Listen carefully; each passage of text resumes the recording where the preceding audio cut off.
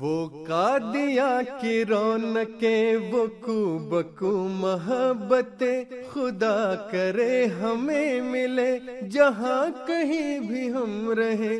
وہ قادیاں کی رونقیں، وہ وقت تھا وقت مسیحا، نہ کسی اور کا وقت۔ میں نہ آتا تو کوئی اور ہی آیا ہوتا۔ ذکر حبیب میں ایک روایت درج ہے کہ سیٹھ عبد الرحمن صاحب ایک دفعہ اپنی کسی مالی مشکل کے وقت قادیان آئے اور کچھ دن یہاں رہے تاکہ حضرت اقدس مسیح موعود علیہ الصلوۃ والسلام سے دعا کرائیں۔ حضور نے ان کے متعلق فرمایا کہ سیٹھ صاحب کیا خوب آدمی ہیں کہ جب ان کو کوئی تکلیف پہنچتی ہے تو دنیاوی کوششوں میں ہاتھ پاؤں مارنے کے بجائے سیدھے قادیان چلے آتے ہیں، اور اللہ تعالیٰ ہماری دعا سے ان کی مشکلات کو حل کر دیتا ہے۔